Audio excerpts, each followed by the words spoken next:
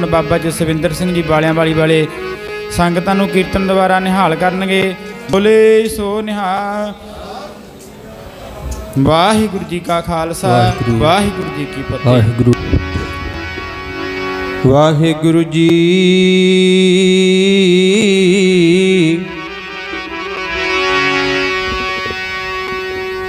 गुरु ग्रंथ साहिब महाराज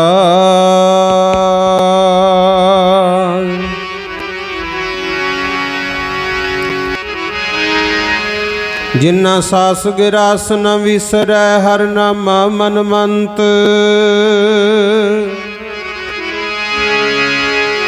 धन से नानका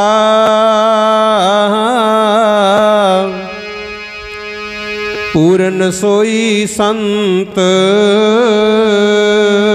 आई है याद रंग ले सजन दी। आई है याद रंग ले सजन दी। आई है याद रंग ले सजन दी। आई है याद रंग ले सजन दी। आई है याद रंग ले सजन दी। आई है याद रंग ले सजन दी। रंग ले सजन दी रंग ले सजन दी। रंग ले सजन दी रंग ले सजन दी। रंग ले सजन दी रंग ले सजन दी। रंग ले सजन दी रंग ले सजन दी। रंग ले सजन दी रंग ले सजन दी। रंग ले सजन दी रंग ले सजन दी। आई है याद रंग ले सजन दी। आई है याद रंग ले सजन दी। आई है याद रंग ले सजन दी। आई है याद रंग ले सजन दी। आई है याद रंग ले सजन दी। आई है याद रंग ले सजन दी। जुगो जुग अटल श्री गुरु ग्रंथ साहिब पातशाह दी पावन और पवित्र हजूरी विच जिन्नी भी संगत बैठ करके हाजरी भर रहे हों, आओ सब तो पहला सतगुरु जी की बख्शिश दोहराइए। प्यार सत्कार और शरधा दे नाल सब माई भाई दोवें हथ जोड़ के गुरु ग्रंथ साहिब पातशाह जी नूं सीस झुका के आखो जी वाहिगुरू जी का खालसा वाहिगुरू जी की फतेह। अज आपां सारे सचखंड वासी श्रीमान संत बाबा गुरदयाल सिंह जी महापुरखां दी याद विच उन्हां दी 7वीं सालाना वर्षी दे संबंध विच एकत्र होए हाँ, जिन्हां ने सारी जिंदगी देश कौम दी सेवा संगत दी सेवा गुरु ग्रंथ साहिब और गुरु के घरां दी सेवा की।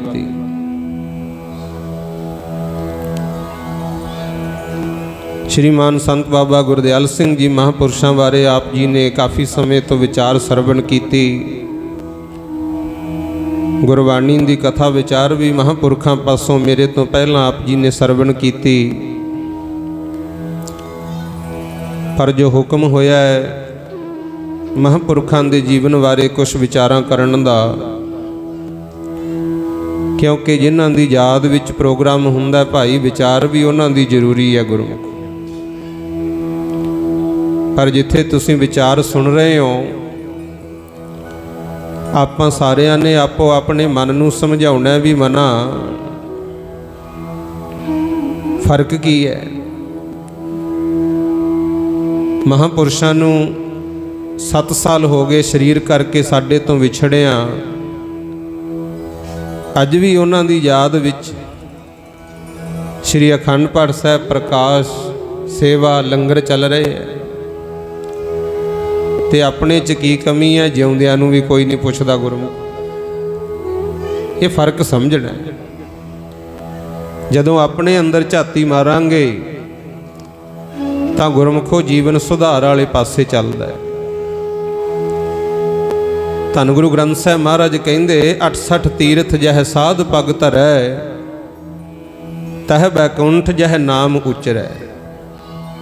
जिथे कोई साधु रब दा प्यारा चरण पा दे ना, कहंदे 68 तीर्थ चल के उत्थे आउंदे आ, इन्ना ही फल हुंदा गुरमुख। कोई इंसान 68 तीर्थां ते जाके इशनान करे, एक किसी पूर्ण साधु का दर्शन कर लवे, उन्ना ही फल प्राप्त हुंदा है।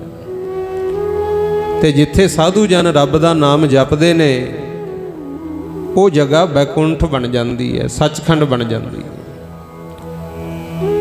पर साधु हुंदे किदां दे है? गुरु अर्जन देव पातशाह ने सवाल भी किया ते जवाब भी दिता है। कहंदे जिन्हां ना विसरै नाम सेक नेहिया, ਜਿਹੜੇ हर वेले ही मालक का नाम जपदे है, कदे भुलदे ही नहीं, वो कहो जे ने। आप ही कहंदे भेद ना जानो मूल साईं जेहे। नाम जपण वालियां च कहंदे फर्क ना समझियो, वो तो रब का नाम जपदे जपदे रब का ही रूप होए हुंदे आ। आखो सतनाम श्री वाहिगुरू।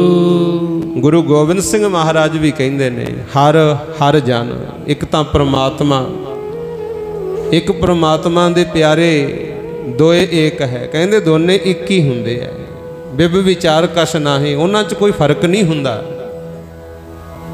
जल ते उपज तरंग ज्यों जल ही विखै समाहे। जिवें पानी दे उपर हवा चलदी है ना तेज, ते लहरां पैदा हो जांदियां, फिर विच ही समा जांदियां। ऐं कहंदे रब दे प्यारिआं नूं जानना है। अगे सियाणे कवि जन कहंदे ने गिर गिर मैं मानक नहीं, गज गज मोती नाही। कहंदे साधुआं विच ताकत तां बहुत हुंदी है, पर साधु भी हरेक थां नहीं लभदे। आखो सतनाम श्री वाहिगुरू। स्वांत नछत्तर वेले जदों आकाश चों बूंदां पैंदियां, उहनूं कहंदे आ स्वांती बूंद। 6 चीज़ां ते जदों पै जे ना स्वाती बूंद, फिर उहदे मोती बनदे आ। कच्छू चों भी पैदा हुंदा, पहाड़ तो भी पैदा हुंदा, बांस की गठ विच पै जे उत्थों भी मोती बन जांदा बूंद दा। जे पहाड़ां ते पै जे, पहाड़ भी एक अजब किस्म का पत्थर है, जदों ओह ते स्वाती बूंद पै जे उहदे भी मोती बनदे है, पर हरेक पत्थर का मोती नहीं बनता। सुन के हैरान होवोगे, हाथी दे सुंड विच किते स्वाती बूंद पै जे, ਉਹਦੇ भी मस्तक विचों मोती पैदा हुंदा है। 6 तरह के हुंदे आ मोती गुरमुख, पर हरेक हाथी दे मस्तक विच वो मोती पैदा नहीं हुंदा। तां लिखण वाले कहंदे आ गिर गिर मैं मानक नहीं, गज गज मोती नाहे, चंदन तर बरबन नहीं। कहंदे चंदन दा रुख है तां सुगंधीदार, पर हरेक जंगल विच नहीं हुंदा। आखो सतनाम श्री वाहिगुरू। संत न पुर पुर माहे, धरती तां बहुत है, पर हरेक थां ते साधु भी नहीं लभदे। आखो सतनाम श्री वाहिगुरू। ये तां गुरमुख प्यारिओ जग मह उत्तम काढ़ी है बिरले कई के। इहो जे महापुरुष जिहड़े देश कौम और संगत की सेवा ही करन, वो बिरले बिरले हुंदे। आपां महापुरख बाबा गुरदयाल सिंह जी का जीवन विचारांगे। पर पहला सुन लियो भी साधु संत बनन वास्ते किन्नी दुख झलने पैंदे। भाई गुरदास जी नूं पुछियो, भाई गुरदास जी अपनियां वारां विच कहिंदे ने, जैसे तिल पीड़ तेल काढ़ीअत कष्ट कै, तांते होए दीपक जराए उजियारो जी। सरों दा जां तिलां दा तेल कढ़ीदा ना, इत्थे तिलां दा जिक्र कीता है। गृहस्थी सिख बैठे हो, जदों तेल कढाउण जाने हो सरों दा जां तिलां दा, उदों तिलां दा जां सरों दा हाल की हुंदा वेखिया किते? कोलू विच पा के पीड़े जांदे आ, खल अड्ड तेल अड्ड। फिर वो तेल दीवे च पैंदा सी तां जाके चानण हुंदा सी। आखो सतनाम वाहिगुरू। हुण तां समां बदल गया, आउण वाले टाइम च बच्चे पुछया करनगे भी दीवा की हुंदा, क्यों उन्होंने देखिया ही नहीं। जिवें हुण कुड़ियां कई पुछदियां बेबे चरखा की हुंदा, क्यों पता ही नहीं भी की चीज़ है। खत्म हो गए जमाने गुरमुख। पुराने समय दीवा जगाया जांदा, तिलां नूं किन्ना कष्ट सहना पैंदा सी। अगली उदाहरण दित्ती है बकरी दी गुरमुख। भाई गुरदास जी कहंदे, जैसे रोम रोम कर काटी है अजा को तन। अज नाम संस्कृत विच बकरी दा है। कहंदे जिवें बकरी दे तन नूं बोटी बोटी करके कट्टिया जांदा है, मांस विक जांदा है, हड्डियां विक जांदियां। ਜਿਹੜੀਆਂ नाड़ां ਉਹਦੇ दिल नूं खून पहुंचाउंदियां ना, दो मेन नाड़ां ਹੁੰਦੀਆਂ, ਉਹਨਾਂ ਨੂੰ खिच के तणिया ਜਾਂਦਾ है, ਧੋ ਧੋ के ना कुट्टिया ਜਾਂਦਾ है, फिर उन्हां दी तंदी बनाई जाती है गुरमुख। भाई गुरदास जी कहते ने, जैसे रोम रोम कर काटी है अजाको तन, ताकि तांत बाजा राग रागनी सो प्यारो जी। हुण इत्थे असीं बाजा भी वजाईए, पर जिहड़ी सरंगी है उहदी आवाज़ बाहली मिठी हुंदी है गुरमुख। वो सरंगी दे जिहड़ियां मेन दो तारां हुंदियां, वो बकरी दे दिल नूं खून पहुंचाउण वालियां नाड़ां नूं कस कस के बनाईयां जांदियां, तां ओह चों मिठी आवाज़ निकलदी है गुरमुखो। तीजी उदाहरण भाई गुरदास जी होर दिंदे ने, जैसे तो उटाए दर्पण कीजै लोस्ट सेती। एक अजब किस्म की मिट्टी है, वो मिट्टी नूं अग दे उत्ते इन्ना तपाया जांदा, मिट्टी दा पानी बन जांदा गुरमुख। 17 फुट तक जे लोहा नेड़े वग जे वो भी पिघल जाता है, इन्नी गर्मी। वो मिट्टी नूं फिर ऐ पानी बना के बाद च उहनूं ठंडा करके शीशा बनाउंदे आ गुरमुख। किन्ने दुख झल्ले फिर मिट्टी ने। ते भाई गुरदास जी कहंदे ने, तांते कर गह मुख देखत संसारो जी। माई भाई जिन्ने बैठे हो हरेक सोचते हैं ना भी शीशे च मूँह देख लीए किहे जे लगते हैं। वो शीशे विच मूँह तां देखीदा, मिट्टी ने बहुत दुख झल्ले हुंदे। 3 उदाहरणा दे के चौथी गल कीती साधुआं दी। भाई गुरदास जी कहंदे, जिवें तिलां ने दुख झल्ले, बकरी ने दुख झल्लिया, मिट्टी ने दुख झल्लिया, तां दूजे नूं मूँह दिखदा है। इसे तरह तैसे दुख भूख सुख साधना कै साध भए, ताही ते जगत को करत निस्तारो जी।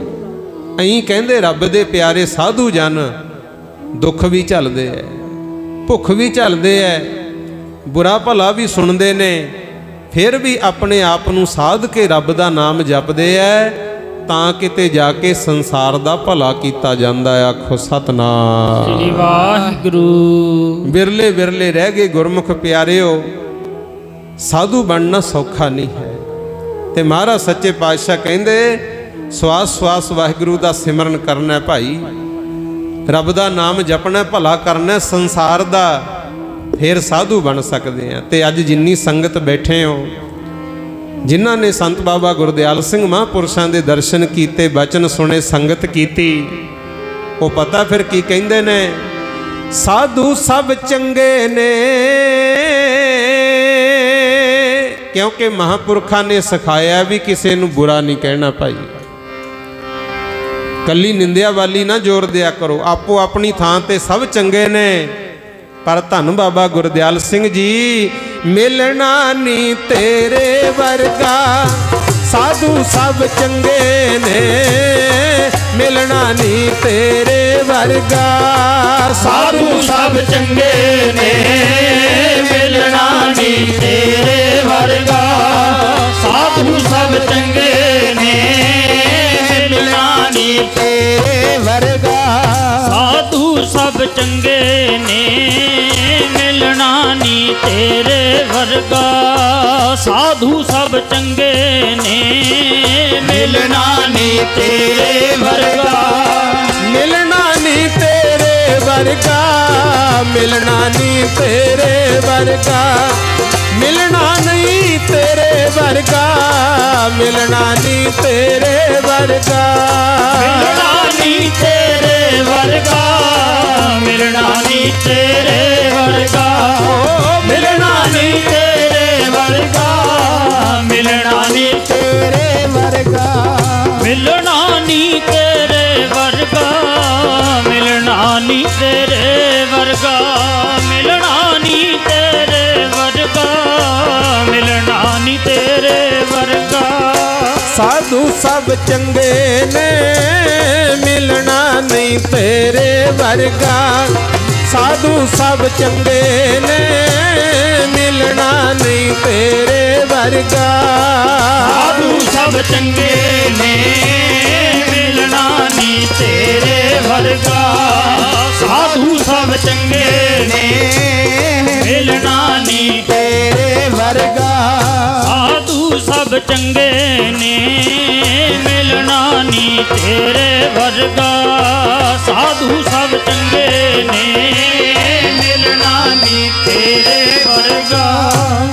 ਐਸਾ ਸਾਧੂ ਗੁਰਮੁਖ ਪਿਆਰਿਓ ਜਿਹੜਾ ਨਾਮ ਵੀ ਜਪਾਵੇ ਗੁਰੂ ਘਰ ਦੀ ਸੇਵਾ ਕਰੇ ਲੰਗਰਾਂ ਦੀ ਸੇਵਾ ਕਰਾਵੇ ਨਾਲ ਆਵਾਰਾ ਗਊਆਂ ਵਾਸਤੇ ਗਊਸ਼ਾਲਾ ਵੀ ਬਣਵਾਵੇ ਤੇ ਪਿੰਡ ਦੇ ਵਿੱਚ ਪਈ ਹੋਈ ਫੁੱਟ ਵੀ ਦੂਰ ਕਰੇ ਕੋਈ ਵਿਰਲਾ ਹੀ ਹੁੰਦਾ ਗੁਰਮੁਖ ਨਹੀਂ ਤਾਂ ਦੇਖਦੇ ਆ ਜੇ ਮੇਰੇ ਵਰਗੇ ਨੂੰ ਕੀਰਤਨ ਦੀ ਸੇਵਾ ਮਿਲ ਗਈ ਸਾਡਾ ਕੀਰਤਨ ਤੱਕ ਹੀ ਮਤਲਬ ਹੁੰਦਾ ਬਾਕੀ ਨਹੀਂ ਗੁਰਮੁਖ ਪਰ ਸਾਰੇ ਪਾਸੇ ਦੁਨੀਆ ਦਾ ਭਲਾ ਸੋਚਣਾ ਇਹ ਕੋਈ ਵਿਰਲਾ ਹੀ ਹੈ ਸੋ ਆਓ ਖਿਆਲ ਕਰਨਾ ਮਾਤਾ ਬਚਨ ਕੌਰ ਦੀ ਪਾਵਨ ਕੁੱਖੋਂ ਸਰਦਾਰ ਸੱਜਣ ਸਿੰਘ ਜੀ ਦੇ ਘਰ 1923 ਨੂੰ ਕਲਸੀਆਂ ਪਿੰਡ ਮਹਾਂਪੁਰਸ਼ਾਂ ਦਾ ਜਨਮ ਹੋਇਆ ਗੁਰਮੁਖ ਮਾਤਾ ਪਿਤਾ ਨੇ ਪਰਿਵਾਰ ਦੀ ਪਾਲਣਾ ਕੀਤੀ ਕਿਉਂਕਿ 6 ਭਰਾ ਸਨ ਇੱਕ ਭੈਣ ਸੀ ਮਹਾਂਪੁਰਸ਼ਾਂ ਦੀ ਗੁਰਮੁਖ ਬਚਪਨ ਦਾ ਸਮਾਂ ਹੱਸਦਿਆਂ ਖੇਡਦਿਆਂ ਬਤੀਤ ਹੋਇਆ ਜਦੋਂ 5 ਸਾਲ ਦੀ ਉਮਰ ਹੋਈ ਨਾ ਪਿਤਾ ਪੁਰਖੀ ਕੀਤਾ ਖੇਤੀਬਾੜੀ ਦਾ ਜੋ ਘਰੇਲੂ ਕੀਤਾ ਸੀ ਉਹ ਕਰਨ ਲੱਗ ਗਏ ਗੁਰਮੁਖ ਤੇ ਇਹਨਾਂ ਦੇ ਚਾਚਾ ਜੀ ਉਹਨਾਂ ਨੇ ਇੱਕ ਦਿਨ ਕਿਹਾ ਕਹਿੰਦੇ ਧਾਤੂ ਕਿਉਂਕਿ ਘਰਦਿਆਂ ਨੇ ਪਹਿਲਾਂ ਨਾਮ ਮਹਾਂਪੁਰਸ਼ਾਂ ਦਾ ਧਾਤੂ ਰੱਖਿਆ ਸੀ ਗੁਰਮੁਖ ਕਿਉਂ ਆਮ ਛੋਟੇ ਨਾਮ ਹੁੰਦੇ ਕਹਿੰਦੇ ਧਾਤੂ ਮਿੱਟੀ ਨਾਲ ਮਿੱਟੀ ਤਾਂ ਅਸੀਂ ਹੋ ਕੇ ਉਮਰਾਂ ਲੰਘਾਤੀਆਂ ਪਰ ਇੱਛਾ ਸਾਡੀ ਤੂੰ ਬੇਟਾ ਕੁਛ ਪੜ੍ਹ ਲਿਖ ਜਾ ਪਰ ਗੁਰਮੁਖੋ ਮਹਾਂਪੁਰਸ਼ ਕਹਿਣ ਲੱਗੇ ਠੀਕ ਹੈ ਜੀ ਤੁਹਾਡੀ ਮਰਜ਼ੀ ਉਦੋਂ ਆ ਬਹੁਤੇ ਸਕੂਲ ਕਾਲਜ ਨਹੀਂ ਸੀ ਹੁੰਦੇ ਗੁਰਮੁਖੋ ਹੁਣ ਤਾਂ ਗ੍ਰਿਸ਼ਤੀ ਬੈਠੇ ਹੋ ਬੱਚਾ ਜਦੋਂ ਥੋੜਾ ਜਿਹਾ ਤੁਰਨ ਲੱਗਦਾ 2.5 ਸਾਲ ਦਾ ਹੀ ਹੋਵੇ ਕਹਿੰਦੇ ਆ ਵੀ ਹੁਣੀ ਭੇਜਣ ਲਾਓ ਇਹਨੂੰ ਸਕੂਲ 'ਚ ਚਲੋ ਚਾਹੀਦਾ ਵੀ ਹੈ ਵਿੱਦਿਆ ਚੰਗੀ ਗੱਲ ਹੈ ਪਰ ਉਦੋਂ ਜ਼ਿਆਦਾਤਰ ਡੇਰਿਆਂ ਗੁਰਦੁਆਰਾ ਸਾਹਿਬ ਦੇ ਵਿੱਚ ਹੀ ਪੜ੍ਹਾਈ ਹੁੰਦੀ ਸੀ ਚਾਚਾ ਜੀ ਕਹਿਣ ਲੱਗੇ ਧਾਤੂ ਤੂੰ ਕੁਛ ਪੜ੍ਹ ਲਿਆ ਕਰ ਕਹਿੰਦੇ ਠੀਕ ਹੈ ਚਾਚਾ ਜੀ ਜੋ ਹੁਕਮ ਹੈ ਉਹਨਾਂ ਨੇ ਗੁਰਮੁਖ ਪਿਆਰਿਓ ਗੁਰਦੁਆਰਾ ਸਾਹਿਬ ਦੇ ਵਿੱਚ ਬਾਬਾ ਜਵਾਹਰ ਸਿੰਘ ਜੀ ਦੇ ਕੋਲ ਇਹਨਾਂ ਨੂੰ ਜਾਣ ਆਉਣ ਲਾਤਾ ਗੁਰਮੁਖ ਕੋਈ ਸਕੂਲੀ ਪੜ੍ਹਾਈ ਬਹੁਤੀ ਨਹੀਂ ਸੀ ਸੰਤ ਬਾਬਾ ਜਵਾਹਰ ਸਿੰਘ ਜੀ ਦੇ ਕੋਲ ਜਾਣਾ ਉਹਨਾਂ ਦੇ ਕੋਲ ਰਹਿ ਕੇ ਸੇਵਾ ਕਰਨੀ ਗੁਰਮੁਖ ਸੇਵਾ ਕਰਦਿਆਂ ਕਰਦਿਆਂ ਮਨ ਵਿੱਚ ਖਿਆਲ ਆਇਆ ਗੱਤਕਾ ਬਾਜੀ ਸਿੱਖੀ ਗੁਰਮੁਖ ਗੱਤਕਾ ਸਿੱਖ ਗਏ ਥੋੜੀ ਥੋੜੀ ਵਿਦਿਆ ਵੀ ਪੜ੍ਹ ਗਏ ਐਦਾਂ ਸੇਵਾ ਕਰਦਿਆਂ ਕਰਦਿਆਂ ਉਦੋਂ ਬਾਅਦ ਸਮਾਂ ਆਇਆ ਬਾਬਾ ਜੋਧ ਸਿੰਘ ਜੀ ਦਾ ਸੰਤ ਬਾਬਾ ਜਵਾਹਰ ਸਿੰਘ ਜੀ ਤੋਂ ਬਾਅਦ ਤੇ ਉਹ ਜਿਹੜੇ ਬਾਬਾ ਜੋਧ ਸਿੰਘ ਜੀ ਸੀ ਉਹ ਕਹਿਣ ਲੱਗੇ ਬੇਟਾ ਸੇਵਾ ਤੂੰ ਬਹੁਤ ਕਰਦਾ ਨਿਮਰਤਾ ਵੀ ਹੈ ਆਈ ਗਈ ਸੰਗਤ ਨੂੰ ਵੀ ਪਿਆਰ ਨਾਲ ਬੁਲਾਉਂਦੇ ਸੀ ਹਰੇਕ ਦਾ ਜੀ ਕਰਦਾ ਸੀ ਵੀ ਜਥੇ 'ਚ ਸਿੰਘ ਤਾਂ ਬਹੁਤ ਹੈ ਜੇ ਗੱਲ ਕਰੀਏ ਤਾਂ ਫਲਾਣੇ ਨਾਲ ਹੀ ਕਰੀਏ ਇਹ ਮੋਹ ਪ੍ਰੇਮ ਦੀ ਗੱਲ ਹੁੰਦੀ ਹੈ ਜਦੋਂ ਆਏ ਨੂੰ ਕਿਸੇ ਨੂੰ ਸਤਿਕਾਰ ਦੇਵਾਂਗੇ ਤੇ ਅਗਲੇ ਵੱਲੋਂ ਵੀ ਮਿਲੇਗਾ ਗੁਰਮੁਖੋ। ਪਿਆਰ ਸਤਿਕਾਰ ਕਹਿੰਦੇ ਸੰਗਤ ਵਿੱਚ ਬਹੁਤ ਹੈ, ਪਰ ਹੁਣ ਮੈਂ ਚਾਹੁੰਦਾ ਤੂੰ ਗੁਰੂ ਦੇ ਲੜ ਲੱਗ। ਬਾਬਾ ਜੋਧ ਸਿੰਘ ਜੀ ਨੇ ਇਹਨਾਂ ਨੂੰ ਪ੍ਰੇਰਣਾ ਦਿੱਤੀ, ਕਹਿੰਦੇ ਪੁੱਤਰ ਜਿੱਥੇ ਸੇਵਾ ਤੇ ਸਿਮਰਨ ਹੈ ਉੱਥੇ ਅੰਮ੍ਰਿਤ ਛਕਣਾ ਵੀ ਜ਼ਰੂਰੀ ਹੈ। ਆਖੋ ਸਤਨਾਮ ਸ੍ਰੀ ਵਾਹਿਗੁਰੂ। ਇਹ ਤੁਹਾਨੂੰ ਵੀ ਭਾਈ ਬੇਨਤੀ ਹੈ। ਦੇਖੋ ਸੇਵਾ ਵੀ ਕਰਦੇ ਹੋ, ਮਾਇਆ ਵੀ ਅਰਦਾਸ ਕਰਾਉਂਦੇ ਹੋ, ਸੰਗਤ ਵੀ ਕਰਦੇ ਹੋ, ਪਰ ਅਸਲ ਵਿੱਚ ਗੁਰੂ ਗੋਬਿੰਦ ਸਿੰਘ ਮਹਾਰਾਜ ਦੇ ਘਰ ਵਿੱਚ ਦਾਖਲਾ ਤਾਂ ਮੰਨਿਆ ਜਾਂਦਾ ਜੇ ਖੰਡੇ ਬਾਟੇ ਦਾ ਅੰਮ੍ਰਿਤ ਛਕੇ ਗੁਰੂ।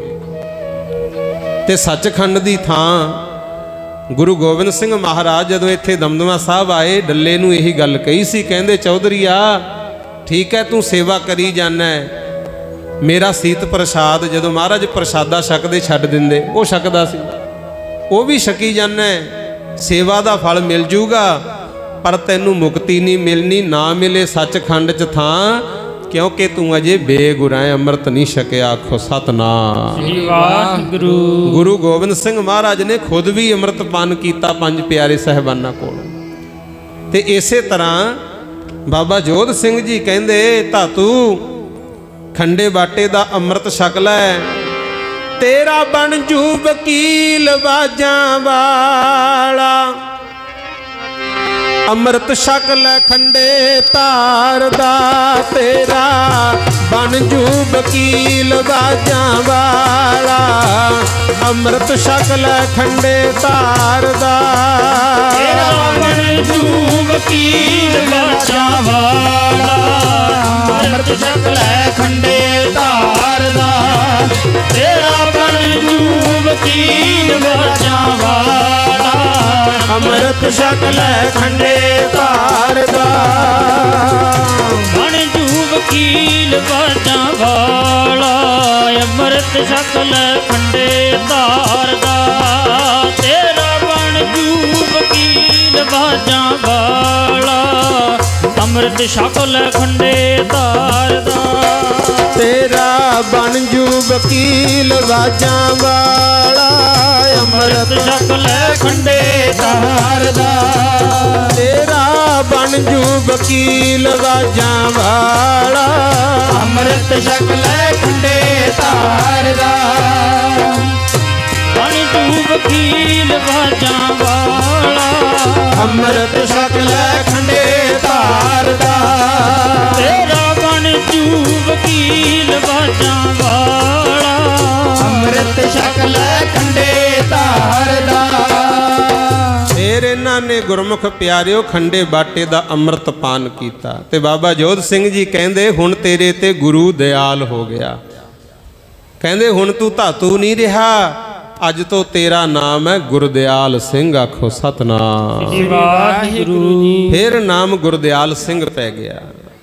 ਤਕਰੀਬਨ 45 ਸਾਲ ਉੱਥੇ ਛੰਨਾ ਫਿਰ ਮਹਾਂਪੁਰਖਾਂ ਨੇ ਸੇਵਾ ਕੀਤੀ। ਇਹਨਾਂ ਸਮਿਆਂ ਦੇ ਵਿੱਚ ਗੁਰਬਾਣੀ, ਗੱਤਕਾ, ਕਥਾ ਕੀਰਤਨ ਸਿੱਖਦੇ ਰਹੇ।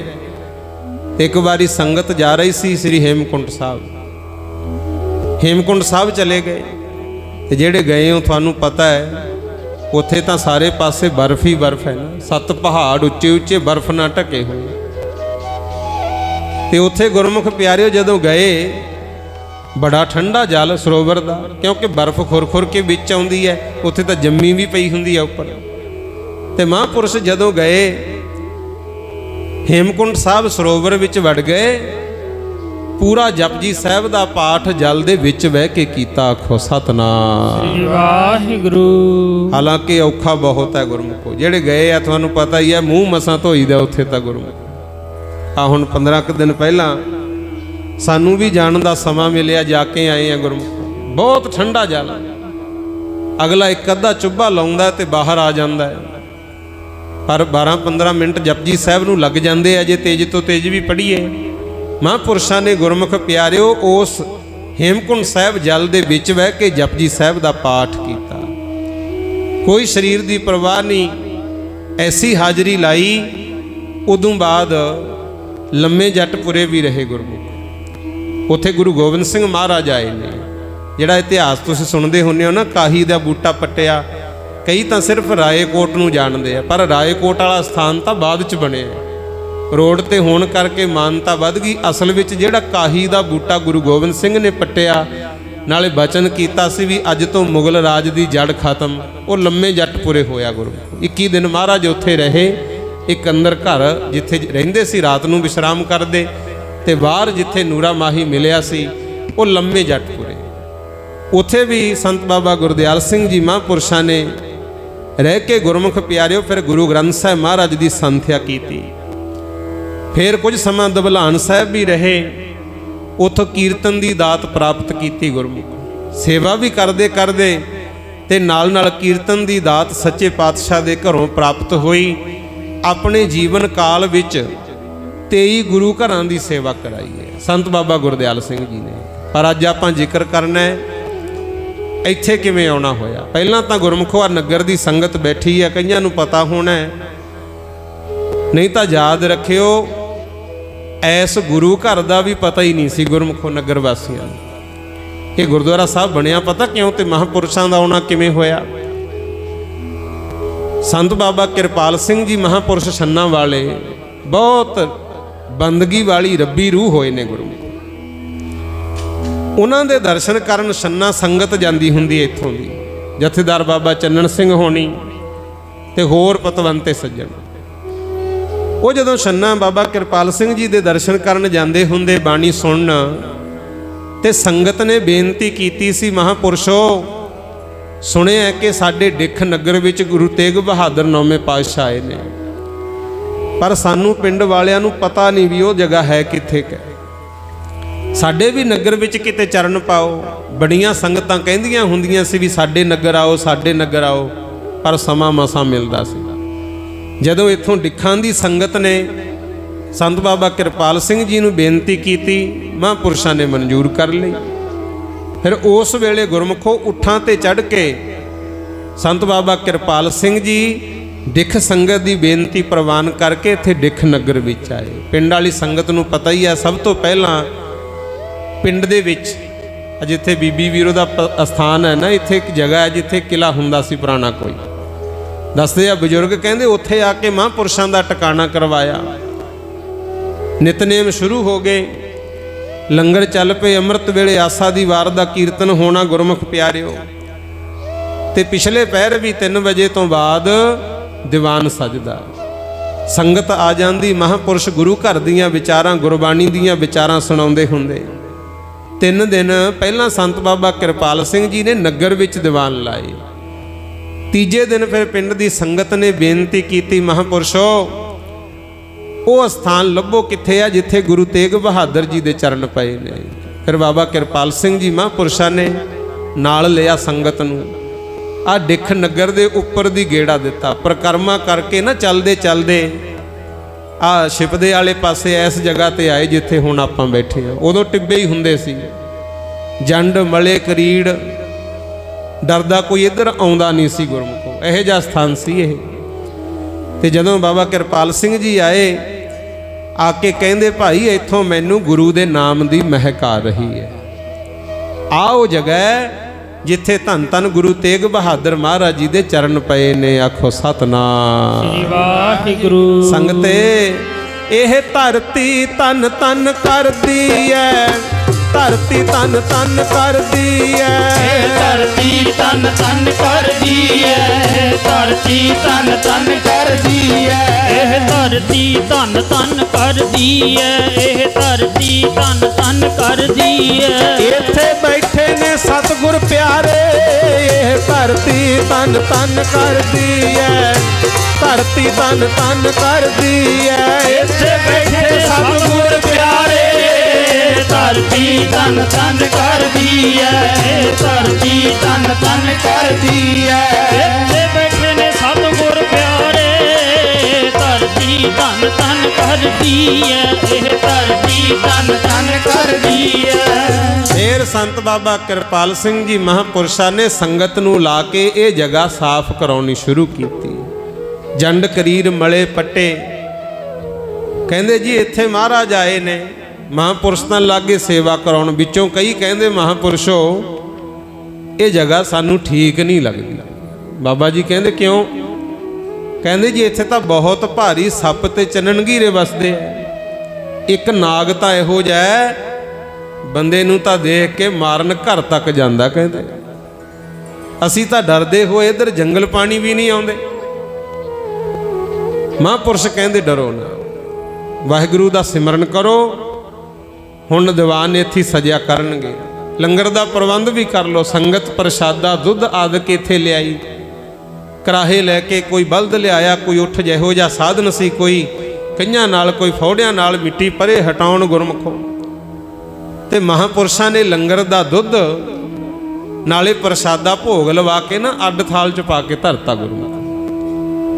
बाकी सारे सेवा करन लग गए। इन्ने नूं खुड दे विचों बहुत भारी सप निकलिया जी, तो दुनिया डरदी सी गुरमुख। वो आया ते जदों दुध पीता ना पिया होया बाटे दे विच, दुध पीण सार गुरमुख प्यारिओ विचालों खखड़ी वांगू पाट गया सप।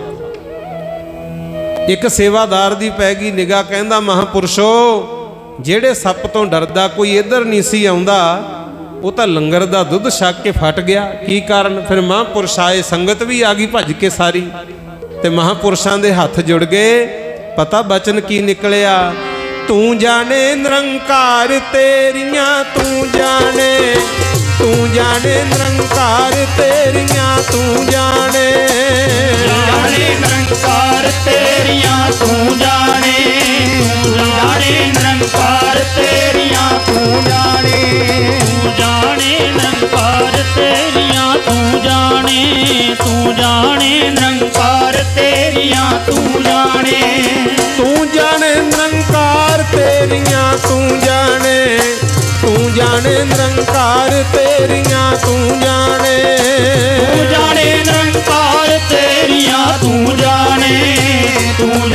निरंकार तेरियां, तू जाने निरंकार तेरियां, तू जाने निरंकार तेरियां, तू जाने। कहंदे भाई निरंकार जानदा है। ये जेड़ा सप सी ये पिछले कर्म दे करके माया विच सुरती होण करके सप दी जूने पिया होया सी। ये इत्थे गुर अस्थान दी राखी करदा सी। आखो सतनाम श्री वाहिगुरू। आ जेड़ा गुरु महाराज नूं लग्या होया भोग दुध जदों इहने छकिया ना, संगत आ गई, सिमरन शुरू हो गया। ये हुण अपनी ड्यूटी निभा के अज मुक्त हो गया। आखो सतनाम श्री वाहिगुरू। तुहानूं भी बेनती इत्थे एक करदे आ, मैं भी विचों ही हाँ, कोई वखरा ना समझ लियो।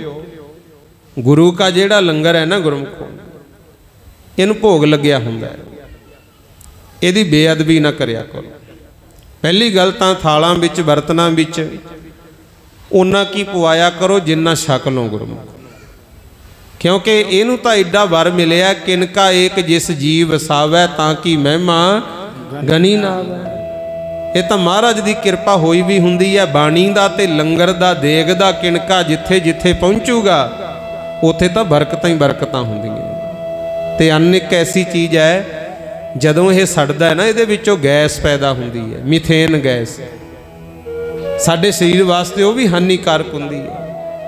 इस करके अन्न छड्डना पाप है लिखिया हुंदा है ना, वो एवें नहीं लिखिया। जिहड़ा आपां जूठा छड्डदे आ वो बाद च डोलीदा, जे वही किसी गरीब के मूँह च पै जू गुरमुख प्यारिओ उहदा भला हो जूगा। इस करके अन्न की बेअदबी नहीं करनी चाहिए। कई देग लै लैंदे है, एक दो नूं तां मैं वेखिआ लै तां लैणगे शर्मो शर्मी, बाद च जाके परे डोली जाणगे, कहंदे असीं तां गुरु घर नूं मंनदे नहीं, फलाना साडे आया सी तां आ गए असीं। फिर फायदा की गुरमुख? पाप ना चढ़ाया करो, पुन्न दे भागीदार बनना है, गुरु महाराज की किरपा दे पात्र बनना है। महापुरुष कहंदे लंगर दा दुध छक के ये सप अज मुक्त हो गया। कोई नहीं, वध चढ़ के सेवा करो। संगत सेवा करदी रही, कई दिन लग गए गुरमुखो, कई फिर अक गए। कहंदे महापुरुषों लगदा नहीं भी कोई इत्थे निशानी निकलू। महापुरुष कहंदे कोई नहीं। महापुरुष आप कही लैके ना गुरमुखो मिट्टी पट्टी गए। बहुत टाइम लगे रहे। तो आ जिस जगह आप बैठे हाँ, आ देखो उपर महाराज का प्रकाश है, थड़ा साहब बने, थले भोरा साहब है। भोरा साहब दे विच एक होर ਥੜਾ ਬਣਿਆ ਹੋਇਆ, ਇਹ ਉਸ ਵੇਲੇ ਦੀ ਨਿਸ਼ਾਨੀ ਹੈ। ਆਖੋ ਸਤਨਾਮ ਸ੍ਰੀ ਵਾਹਿਗੁਰੂ। ਜਦੋਂ ਬਾਬਾ ਕਿਰਪਾਲ ਸਿੰਘ ਜੀ ਮਿੱਟੀ ਪੱਟੀ ਗਏ ਨਾ, ਥੱਲੇ ਤੋਂ ਥੜਾ ਨਿਕਲਿਆ, ਜਿਹਨੂੰ ਮੰਜੀ ਸਾਹਿਬ ਆਖਿਆ ਜਾਂਦਾ ਹੈ। ਜ਼ਿਆਦਾਤਰ ਗੁਰੂ ਤੇਗ ਬਹਾਦਰ ਸਾਹਿਬ ਦੇ ਜਿਹੜੇ ਸਥਾਨ ਹੈ ਉੱਥੇ ਲਿਖਿਆ ਹੋਊ ਗੁਰਦੁਆਰਾ ਮੰਜੀ ਸਾਹਿਬ। ਪਤਾ ਤੁਹਾਨੂੰ ਕਿਉਂ ਲਿਖਿਆ? ਜਿੱਥੇ ਵੀ ਗੁਰੂ ਤੇਗ ਬਹਾਦਰ ਪਾਤਸ਼ਾਹ ਜਾਂਦੇ ਸਨ, ਜਿਹੜੇ ਸੇਵਕ ਹੁੰਦੇ ਸੀ ਗੁਰੂ ਜੀ ਦੇ ਸਤਿਕਾਰ ਵਜੋਂ ਉਹਨਾਂ ਦੇ ਬੈਠਣ ਵਾਸਤੇ ਉੱਚਾ ਥੜਾ ਬਣਾਉਂਦੇ ਸੀ।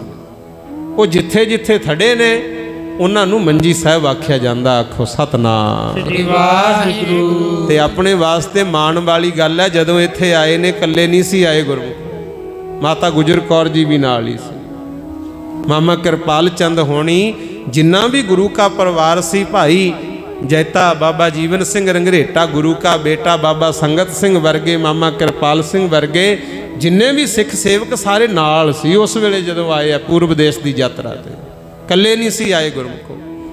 ਇੱਥੇ ਫਿਰ ਸਤਿਗੁਰ ਜੀ ਨੇ ਇਹ ਜਗ੍ਹਾ ਵਾਹਿਗੁਰੂ ਗੁਰੂ ਤੇਗ ਬਹਾਦਰ ਮਹਾਰਾਜ ਜੀ ਦਾ ਥੜਾ ਸਾਹਿਬ ਸੰਤ ਬਾਬਾ ਕਿਰਪਾਲ ਸਿੰਘ ਜੀ ਨੇ ਪ੍ਰਗਟ ਕੀਤਾ ਗੁਰਮੁਖੋ। ਤੇ ਸੰਗਤਾਂ ਨੂੰ ਕਹਿੰਦੇ ਭਾਈ ਆਹ ਗੁਰੂ ਤੇਗ ਬਹਾਦਰ ਮਹਾਰਾਜ ਵੇਲੇ ਦੀ ਨਿਸ਼ਾਨੀ ਹੈ। ਬਾਬਾ ਕਿਰਪਾਲ ਸਿੰਘ ਜੀ ਮਹਾਂਪੁਰਸ਼ ਸੰਨਾਂ ਵਾਲਿਆਂ ਨੇ ਫਿਰ ਗੁਰਮੁਖ ਪਿਆਰਿਓ 1939 ਨੂੰ ਚੇਤ ਦੇ ਮਹੀਨੇ ਟੱਕ ਲਾਇਆ ਸੀ। ਆ ਜਿਹੜਾ ਭੋਰਾ ਸਾਹਿਬ ਹੈ ਇਹ ਪੱਕਾ ਤਾਂ ਬਾਅਦ ਚ ਬਣਿਆ ਹੈ।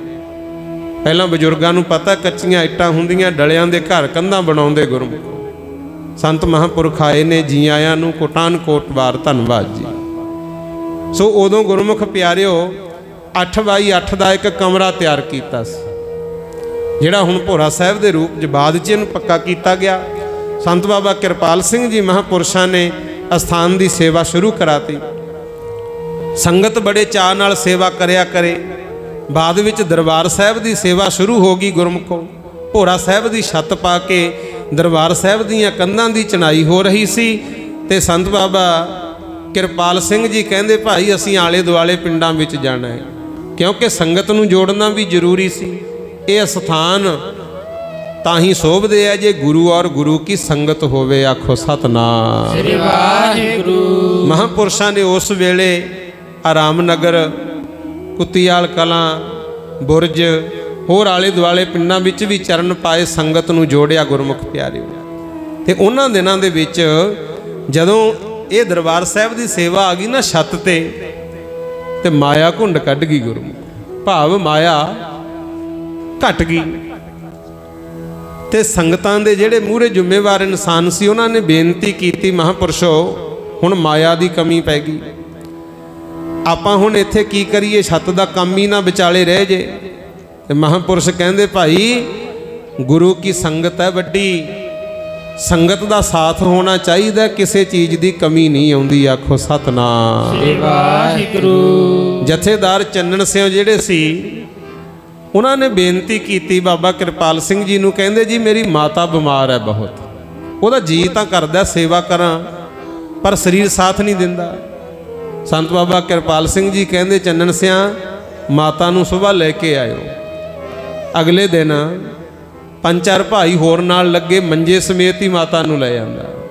ਸਤਿਗੁਰ ਕਹਿੰਦੇ ਮਾਂ ਸੰਗਤ ਆਉਂਦੀ ਹੈ, ਇਹਨਾਂ ਦੀ ਸੇਵਾ ਗੁਰੂ ਮਹਾਰਾਜ ਦੇ ਚਰਨਾਂ 'ਚੋਂ ਅਰਦਾਸ ਕਰਕੇ ਮੰਗ ਲੈ, ਕਥਾ ਕੀਰਤਨ ਦੀ ਹਾਜ਼ਰੀ ਭਰ, ਮਾਲਕ ਕਿਰਪਾ ਕਰੂ ਤੁਹਾਡੇ ਤੋਂ ਅਸੀਂ ਸੇਵਾ ਬਹੁਤ ਲੈਣੀ ਹੈ। ਐਸਾ ਬਚਨ ਮਹਾਂਪੁਰਸ਼ਾਂ ਨੇ ਕੀਤਾ।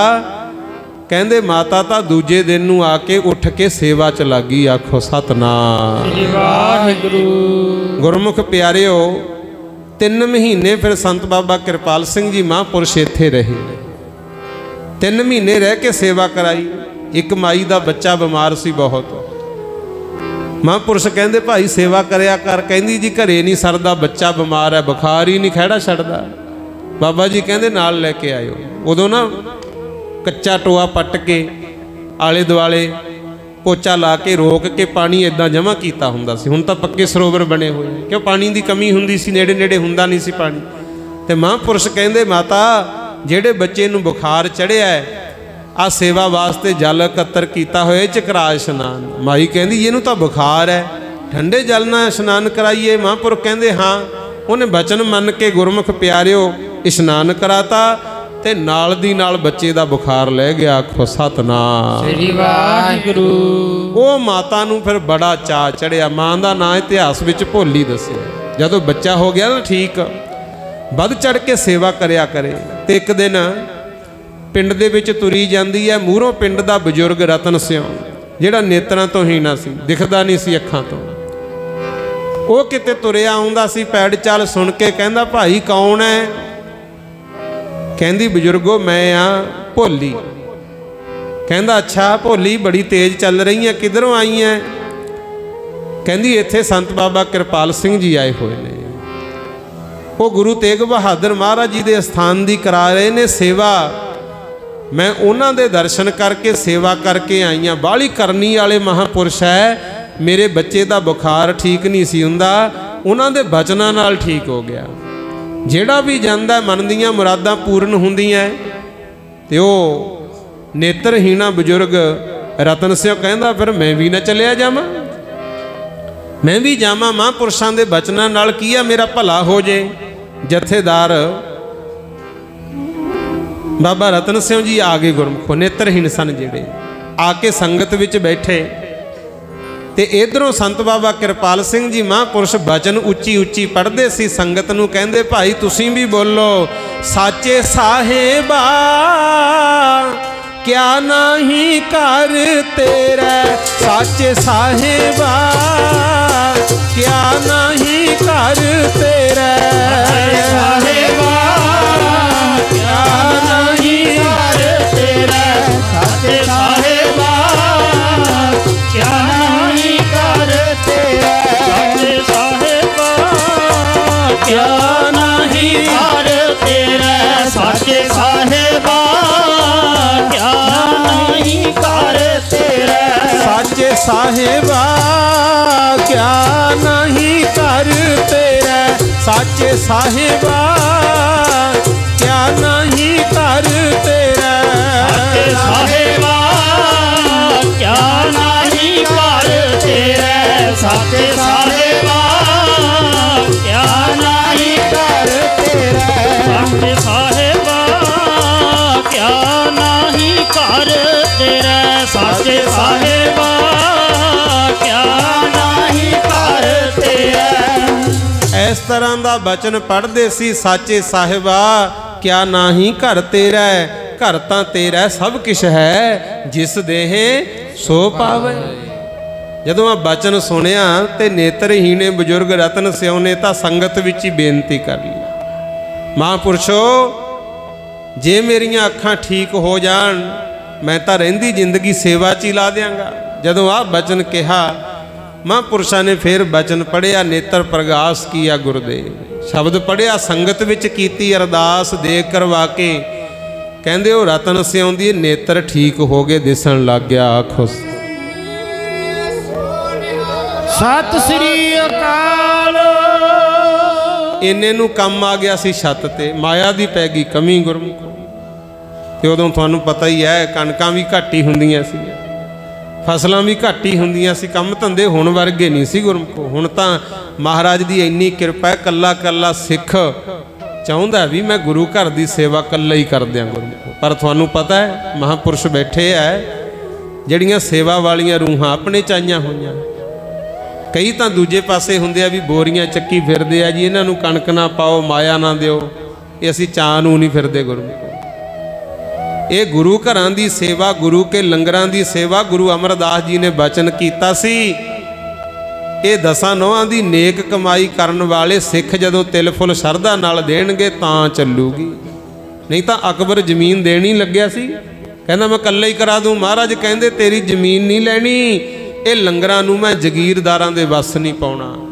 ਇਹ ਤਾਂ ਜਿਹੜੇ ਕਿਰਤੀ ਸਿੱਖ ਠਿਆਨੀ ਚਵਾਨੀ ਪਾਉਣਗੇ, ਕੋਈ ਥਾਲ, ਕੋਈ ਬੱਠਲ, ਕੋਈ ਬੋਰੀ, ਸ਼ਰਧਾ ਨਾਲ ਤਿਲ ਫੁੱਲ ਦੇਊਗਾ, ਉਹਨਾਂ ਨਾਲ ਇੱਥੇ ਬਰਕਤਾਂ ਰਹਿਣਗੀਆਂ। ਆਖੋ ਸਤਨਾਮ ਸ੍ਰੀ ਵਾਹਿਗੁਰੂ। ਇਹ ਤਾਂ ਸੇਵਾ ਕਰਾਈ ਜਾਂਦੀ ਹੈ ਗੁਰਮੁਖੋ। ਨਹੀਂ ਕੱਲਾ ਕੱਲਾ ਸਿੱਖ ਵੀ ਕਰ ਸਕਦਾ, ਬਥੇਰੀ ਹਿੰਮਤ ਹੈ ਤੁਹਾਡੇ ਵਿੱਚ। ਦੇਸ਼ਾਂ ਵਿਦੇਸ਼ਾਂ ਵਿੱਚ ਵੀ ਜਾ ਕੇ, ਖਾਸ ਕਰਕੇ ਪੰਜਾਬੀਆਂ ਨੇ ਬਹੁਤ ਸੁੰਦਰ ਗੁਰੂ ਘਰ ਬਣਾਤੇ ਗੁਰਮੁਖ ਪਿਆਰੇ। ਪਰ ਸੇਵਾ ਸ਼ਰਧਾ ਨਾਲ ਵੱਧ ਚੜ ਕੇ ਚਾਅ ਨਾ ਕਰਨੀ ਚਾਹੀਦੀ ਹੈ। ਤੇ ਮਹਾਂਪੁਰਸ਼ਾਂ ਨੇ ਦੇਖਿਆ ਵੀ ਛੱਤ ਤੇ ਆ ਗਿਆ ਦਰਬਾਰ ਸਾਹਿਬ, ਮਾਇਆ ਦੀ ਪੈ ਗਈ ਕਮੀ। ਜਿਹੜੇ ਪ੍ਰਬੰਧਕ ਸੀ ਉਹ ਕਹਿੰਦੇ ਜੀ ਹੁਣ ਕੀ ਕਰੀਏ। ਇੱਕ ਬਖਤੌਰ ਸਿਉ ਬਜ਼ੁਰਗ ਸੀ ਇਸੇ ਪਿੰਡ ਦਾ। ਮਹਾਂਪੁਰਸ਼ ਕਹਿੰਦੇ ਬਖਤੌਰ ਸਿਆਂ ਕਿੰਨਾ ਕੁ ਖਰਚਾ ਹੋਣਾ ਹੈ? ਕਹਿੰਦੇ ਜੀ ਮਿਸਤਰੀ ਦੱਸਦੇ ਆ ਵੀ 800 ਰੁਪਇਆ ਖਰਚਾ ਜੀ। ਤੇ ਉਦੋਂ 800 ਬਹੁਤ ਵੱਡੀ ਗੱਲ ਸੀ ਗੁਰੂ। ਬਾਬਾ ਕਿਰਪਾਲ ਸਿੰਘ ਜੀ ਕਹਿੰਦੇ ਬਖਤੌਰ ਸਿਆਂ ਫਿਰ ਇਹ ਸੇਵਾ ਤਾਂ ਇੱਥੋਂ ਲੈਣੀ ਹੈ। ਉਹ ਬਖਤੌਰ ਸਿੰਘ ਕੋਲੇ ਇੰਨੇ ਪੈਸੇ ਹੈ ਨਹੀਂ ਸੀ ਗੁਰੂ। ਉਹ ਨੀਵੀਂ ਪਾ ਕੇ ਬਹਿ ਗਿਆ, ਨਾ ਤਾਂ ਨਾ ਹੀ ਕੀਤੀ ਨਾ ਹਾਂ ਕੀਤੀ। ਆਪਣੇ ਵਰਗਾ ਹੁੰਦਾ ਮੂਹਰੋਂ 100 ਸਵਾਲ ਕਰਨਾ ਸੀ। ਪਰ ਜੇ ਕਿਤੇ ਜਾਣੇ ਹੋ ਨਾ ਗੁਰਮੁਖੋ, ਦੇਖੋ ਮੇਰੀ ਬੇਨਤੀ ਹੈ, ਜਾਂ ਤਾਂ ਜੁੜਿਆ ਨਾ ਕਰੋ। ਜੁੜਨ ਤੋਂ ਪਹਿਲਾਂ ਸੋਚ ਲਿਆ ਕਰੋ ਵੀ ਇਹ ਸਾਧੂ ਸੰਤ ਹੈਗੇ ਵੀ ਆ ਜਾਂ ਨਹੀਂ। ਉਹ ਮਰਜ਼ੀ ਤੁਹਾਡੀ, ਅਸੀਂ ਨਹੀਂ ਕਹਿੰਦੇ ਜਿੱਥੇ ਮਰਜ਼ੀ ਜਾਓ, ਪਰ ਜੇ ਜੁੜੇ ਹੋ, ਸੰਗਤ ਕਰਦੇ ਹੋ ਤਾਂ ਮਹਾਂਪੁਰਸ਼ਾਂ ਦੇ ਬਚਨ ਕਮਾਇਆ ਕਰੋ। ਜੇ ਸਵਾਲ ਜਵਾਬ ਕਰਨ ਲੈ ਗਏ ਫਿਰ ਤਾਂ ਟਾਈਮ ਖਰਾਬ ਕਰੀਦਾ, ਨਾਲੇ ਬੋਝ ਹੀ ਚੜਾਈਦਾ ਗੁਰੂ। ਹਾਂ ਦੇਖ ਪਹਿਲਾਂ ਲਿਆ ਕਰੋ ਵੀ ਕੋਈ ਹੈ ਜਾਂ ਨਹੀਂ ਕਰਨੀ। ਉਹ ਰਤਨ ਸਿੰਘ ਵਾਹਿਗੁਰੂ ਬਖਤੌਰ ਸਿੰਘ ਨੀਵੀਂ ਪਾ ਕੇ ਬਹਿ ਗਿਆ। ਸੰਤ ਕਹਿੰਦੇ ਬਖਤੌਰ ਸਿੰਘ ਕੀ ਗੱਲ ਨੀਵੀਂ ਪਾ ਲਈ ਭਾਈ? ਇਹ ਸੇਵਾ ਤੇ ਇੱਥੋਂ ਲੈਣੀ ਹੈ। ਕਹਿੰਦਾ ਮਹਾਰਾਜ ਜੇ ਤੁਹਾਡਾ ਬਚਨ ਹੈ ਤਾਂ ਫਿਰ ਕਰਵਾ ਲਓ। ਸੰਤ ਬਾਬਾ ਕਿਰਪਾਲ ਸਿੰਘ ਜੀ ਕਹਿੰਦੇ ਤੇਰੇ ਬਜ਼ੁਰਗਾਂ ਨੇ ਘਰੇ ਮਾਇਆ ਦੱਬੀ ਹੋਈ ਹੈ, ਤੁਹਾਨੂੰ ਨਹੀਂ ਇਸ ਗੱਲ ਦਾ ਪਤਾ। ਜਾ ਗੁਰੂ ਨਾਨਕ ਦੇ ਘਰੋਂ ਹੁਕਮ ਆ ਗਿਆ ਜਾ ਕੇ ਲੱਭ। ਤੇ ਬਖਤੌਰ ਸਿੰਘ ਨੂੰ ਤਾਂ ਚਾਅ ਚੜ ਗਿਆ ਗੁਰਮੁਖੋ। ਉਹ ਕਹਿੰਦਾ ਜੇ ਨਾ ਪਤਾ ਲੱਗਦਾ ਫਿਰ ਵੀ ਦੱਬੀ ਹੋਈ ਰਹਿ ਜਾਣੀ ਸੀ। ਤੇ ਜੇ ਸਾਡੀ ਕਿਰਤ ਕਮਾਈ ਗੁਰੂ ਘਰ ਦੇ ਲੇਖੇ ਲੱਗ ਜੇ, ਇੱਥੇ ਤਾਂ ਮੱਥੇ ਟਿਕਣਗੇ ਮੱਥੇ। ਘਰੇ ਗਿਆ, ਦਰਵਾਜ਼ਾ ਕਰ ਲਿਆ ਬੰਦ, ਗੰਧਾਲਾ ਲੈ ਲਿਆ। ਪੁਰਾਣੇ ਬਜ਼ੁਰਗਾਂ ਨੂੰ ਪਤਾ ਗੰਧਾਲਾ ਕੀ ਹੁੰਦਾ ਸੀ, ਕਿਉਂ ਹੁਣ ਸੰਦਾਂ ਦੇ ਨਾਮ ਵੀ ਬਦਲ ਗਏ। ਗੰਧਾਲਾ ਚੱਕ ਕੇ ਧਰਤੀ ਅੰਦਰੋਂ ਖੋਦੀ ਗਿਆ। ਇੱਕ ਖੂੰਜੇ ਦੇ ਵਿੱਚੋਂ ਫਿਰ ਭਾਨ ਦੀ ਗਾਗਰ ਨਿਕਲੀ ਗੁਰਮੁਖੋ। ਚਾਹ ਨਾ ਚੱਕੀ ਆਵੇ, ਸਿਰ ਤੇ ਭੱਜੇ ਹੀ ਆਵੇ। ਜਦੋਂ ਇੱਥੇ ਲਿਆ ਕੇ ਗਿਣੀ ਤਾਂ ਪੂਰਾ 800 ਰੁਪਏ ਹੀ ਨਿਕਲਿਆ। ਆਖੋ ਸਤਨਾਮ ਸ੍ਰੀ ਵਾਹਿਗੁਰੂ। ਗੁਰਮੁਖ ਪਿਆਰਿਓ, ਪੂਰਾ 800 ਉਹਨੇ 'ਚ ਹੀ ਛੱਤ ਪੈਣੀ ਸੀ। ਉਹ ਕਹਿੰਦਾ ਮਹਾਂਪੁਰਸ਼ੋ ਆ ਲਓ ਮਾਇਆ ਮੈਂ ਲੱਭ ਲਿਆਂਦੀ, ਮੇਰੀ ਨਹੀਂ ਸੀ, ਨਾ ਹੀ ਮੈਨੂੰ ਪਤਾ ਸੀ। ਮਹਾਂਪੁਰਸ਼ਾਂ ਨੇ ਫਿਰ ਉੱਥੇ ਬਚਨ ਪੜ੍ਹਿਆ। ਕਹਿੰਦੇ ਗੁਰਬਾਣੀ ਵਿੱਚ ਲਿਖਿਆ ਕਬੀਰ ਮੇਰਾ ਮੁਝ ਮਹਿ ਕਿਛ ਨਹੀਂ, ਜੋ ਕਿਛ ਹੈ ਸੋ ਤੇਰਾ, ਤੇਰਾ ਤੁਝ ਕੋ ਸੌਂਪਤੇ ਕਿਆ ਲੱਗਾ ਮੇਰਾ। ਬਖਤੌਰ ਸਿੰਘ ਕਹਿੰਦਾ ਜੀ ਹਈ ਮੈਂ ਕਹਿਣਾ ਚਾਹੁੰਦਾ ਸੀ, ਕਿਉਂ ਉਦੋਂ ਬਾਣੀ ਘੱਟ ਆਉਂਦੀ ਸੀ ਬਜ਼ੁਰਗਾਂ ਨੂੰ ਗੁਰਮੁਖੋ। ਇਹ ਤਾਂ ਹੁਣ ਵੀ ਸਕੂਲਾਂ ਕਾਲਜਾਂ ਦੀ ਜਿੰਨੀ ਮਰਜ਼ੀ ਵਿੱਦਿਆ ਪੜ੍ਹੀ ਜਾਓ, ਗੁਰਬਾਣੀ ਜਿੰਨਾ ਚਿਰ ਕਿਸੇ ਸਤਿਪੁਰਖ ਕੋਲੋਂ ਸੰਗਤ ਕਰਕੇ ਸਿੱਖਦੇ ਨਹੀਂ ਉਹਨਾਂ ਚਿਰ ਸਮਝ ਨਹੀਂ ਆਉਂਦੀ ਗੁਰਮੁਖੋ। ਕਿਉਂ ਸਕੂਲਾਂ ਕਾਲਜਾਂ ਦੀ ਵਿੱਦਿਆ ਰੁਜ਼ਗਾਰ ਪ੍ਰਾਪਤੀ ਲਈ ਪੜ੍ਹਿਆ ਕਰੋ ਵੱਧ ਤੋਂ ਵੱਧ, ਉਹ ਵੀ ਚੰਗਾ ਹੈ, ਪਰ ਗੁਰਬਾਣੀ ਸਮਝਣ ਵਾਸਤੇ ਤਾਂ ਗੁਰਮੁਖੋ ਸਤਸੰਗ ਜ਼ਰੂਰੀ ਹੈ। ਆਖੋ ਸਤਨਾਮ ਸ੍ਰੀ ਵਾਹਿਗੁਰੂ। 800 ਰੁਪਇਆ ਨਿਕਲਿਆ। ਉਹ ਲਿਆ ਕੇ ਫਿਰ ਸੇਵਾ ਦੇ ਵਿੱਚ ਪਾਤਾ ਗੁਰਮੁਖੋ। ਛੱਤ ਪੈ ਗਈ ਦਰਬਾਰ ਸਾਹਿਬ ਦੀ। ਤੇ ਮਹਾਂਪੁਰਸ਼ ਕਹਿੰਦੇ ਬਖਤੌਰ ਸਿਆਂ ਕੋਈ ਇੱਛਾ ਤਾਂ ਦੱਸ ਦੇ, ਤੇਰੀ ਮੰਗ ਕੀ ਚਾਹੀਦਾ ਹੈ। ਤੇ ਉਦੋਂ ਗੁਰਮੁਖ ਪਿਆਰਿਓ ਬਖਤੌਰ ਸਿੰਘ ਨੇ ਕਿਹਾ ਸੀ ਮਹਾਂਪੁਰਸ਼ੋ ਮੇਰੇ ਔਲਾਦ ਹੈ ਨਹੀਂ। ਸੰਗਤ ਵਿੱਚ ਕੀਤੀ ਅਰਦਾਸ, ਉਹ ਸੇਵਾ ਦੇ ਬਦਲੇ ਫਿਰ ਬਖਤੌਰ ਸਿੰਘ ਦੇ ਘਰ ਵਿੱਚ ਪੁੱਤਰ ਪੈਦਾ ਹੋਇਆ। ਆਖੋ ਸਤਨਾਮ ਸ੍ਰੀ ਵਾਹਿਗੁਰੂ। ਫਿਰ ਸੰਗਤ ਨੇ ਬੇਨਤੀ ਕੀਤੀ ਮਹਾਂਪੁਰਸ਼ੋ ਦਰਬਾਰ ਸਾਹਿਬ ਤਾਂ ਬਣ ਗਿਆ, ਕਿਰਪਾ ਕਰੋ ਹੁਣ ਸਾਨੂੰ ਦੱਸ ਵੀ ਦਿਓ ਵੀ ਇਹ ਕੀ ਖੇਡਾਂ ਇੱਥੇ ਵਰਤੀਆਂ। ਤਾਂ ਬਾਬਾ ਸੰਤ ਬਾਬਾ ਕਿਰਪਾਲ ਸਿੰਘ ਜੀ ਮਹਾਂਪੁਰਸ਼ਾਂ ਨੇ ਇੱਕ ਬਚਨ ਸੁਣਾਇਆ ਸੀ। ਕਹਿੰਦੇ ਭਾਈ ਜਦੋਂ ਗੁਰੂ ਤੇਗ ਬਹਾਦਰ ਮਹਾਰਾਜ ਇੱਥੇ ਆਏ ਸਨ ਨਾ, ਨਗਰ ਨਿਵਾਸੀਆਂ ਨੇ ਪਛਾਣਿਆ ਨਹੀਂ ਸੀ, ਕਿਉਂਕਿ ਜ਼ਿਆਦਾਤਰ ਗੁਰੂ ਤੇਗ ਬਹਾਦਰ ਮਹਾਰਾਜ ਦਾ ਜੀਵਨ ਇਦਾਂ ਦਾ ਹੀ ਰਿਹਾ। ਜਿੱਥੇ ਗਏ ਕੋਈ ਸੰਗਤ ਨੇ ਬਹੁਤੀ ਸੇਵਾ ਨਹੀਂ ਕੀਤੀ, ਕਿਉਂਕਿ ਮਹਾਰਾਜ ਦਾ ਆਪਣਾ ਸੁਭਾਅ ਵੀ ਇਦਾਂ ਦਾ ਸੀ। ਜਦੋਂ ਮੱਖਣ ਸ਼ਾਹ ਨੇ ਪ੍ਰਗਟ ਕੀਤਾ ਸੀ, ਉਹਨੂੰ ਵੀ ਕਹਿਤਾ ਸੀ ਵੀ ਤੈਨੂੰ ਪਤਾ ਲੱਗ ਗਿਆ, ਹੁਣ ਅੱਗੇ ਰੌਲਾ ਨਾ ਪਾਈ।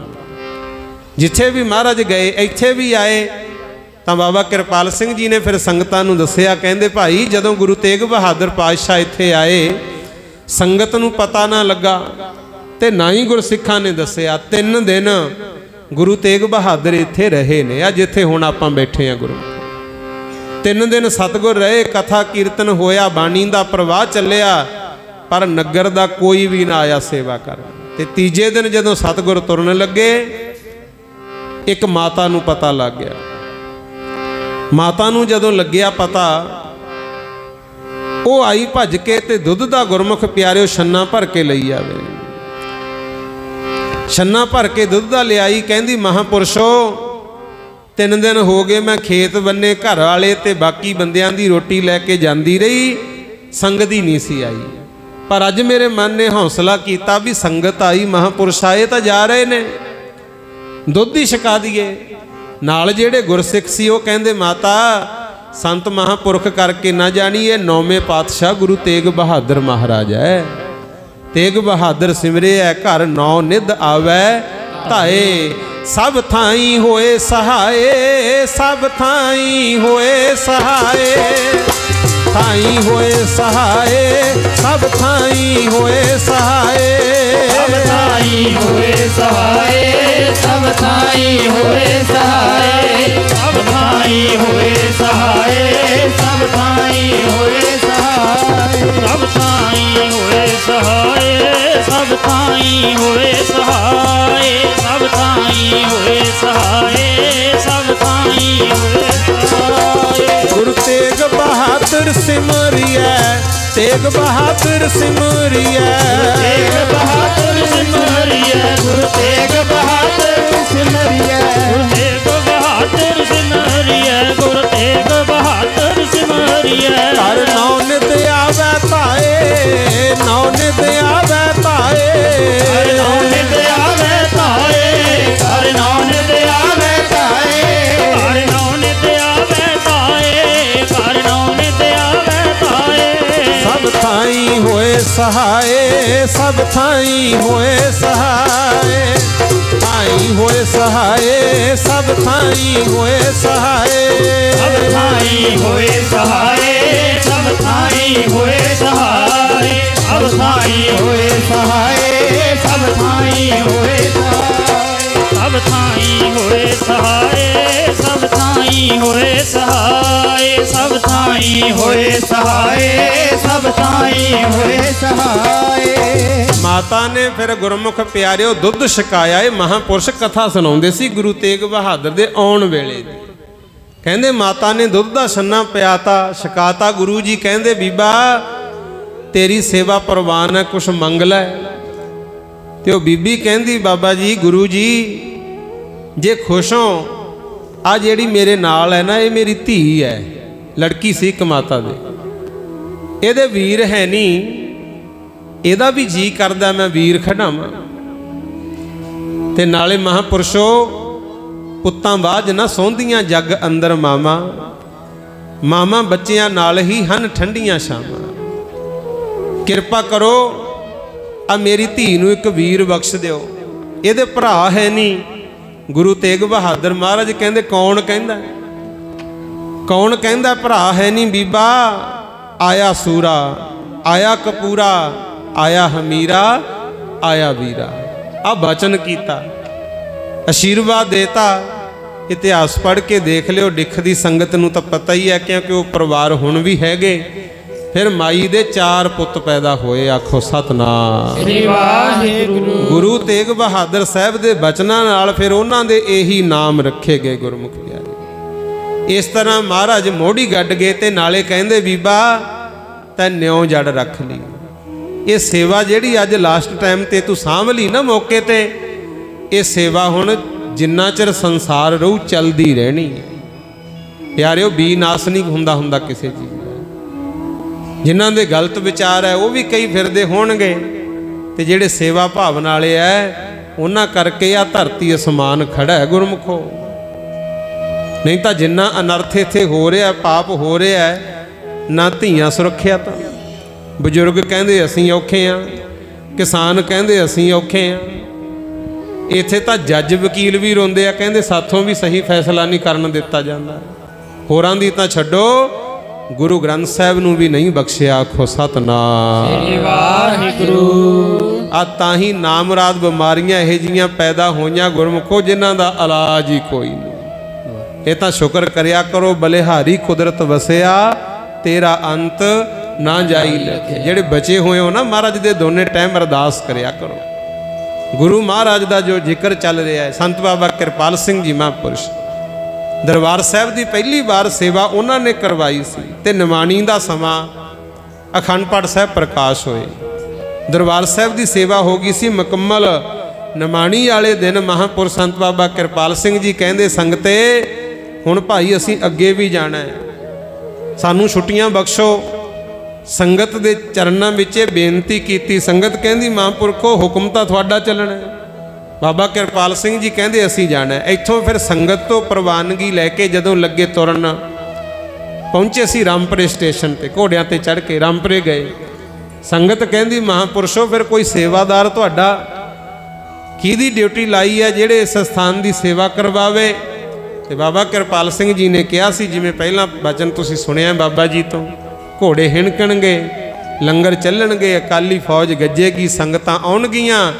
ਉਦੋਂ ਕਹਿੰਦੇ ਇਸ ਸਥਾਨ ਦੀ ਸੇਵਾ ਵੱਡੇ ਪੱਧਰ ਤੇ ਹੋਣੀ ਹੈ। ਆਖੋ ਸਤਨਾਮ ਸ੍ਰੀ ਵਾਹਿਗੁਰੂ। ਐਦਾਂ ਬਚਨ ਕਰਦੇ ਕਰਦੇ ਗੁਰਮੁਖ ਪਿਆਰਿਓ ਪਹੁੰਚ ਗਏ ਸਟੇਸ਼ਨ ਤੇ ਸਾਰੀਆਂ ਸੰਗਤਾਂ ਨੇ ਅਰਦਾਸ ਕੀਤੀ, ਸੱਚੇ ਪਾਤਸ਼ਾਹ ਰੱਬਾ ਫੇਰ ਵੀ ਕਰਾਈ ਕਦੇ ਮੇਲਾ ਇਹੋ ਜੇ ਪਿਆਰਿਆਂ ਦਾ। ਰੱਬਾ ਫੇਰ ਵੀ ਕਰਾਈ ਕਦੇ ਮੇਲਾ ਇਹੋ ਜੇ ਪਿਆਰਿਆਂ ਦਾ। ਫੇਰ ਵੀ ਕਰਾਈ ਕਦੇ ਮੇਲਾ ਇਹੋ ਜੇ ਪਿਆਰਿਆਂ ਦਾ। ਰੱਬਾ ਫੇਰ ਵੀ ਕਰਾਈ ਕਦੇ ਮੇਲਾ ਇਹੋ ਜੇ ਪਿਆਰਿਆਂ ਦਾ। ਰੱਬਾ ਫੇਰ ਵੀ ਕਰਾਈ ਕਦੇ ਮੇਲਾ ਇਹੋ ਜੇ ਪਿਆਰਿਆਂ ਦਾ।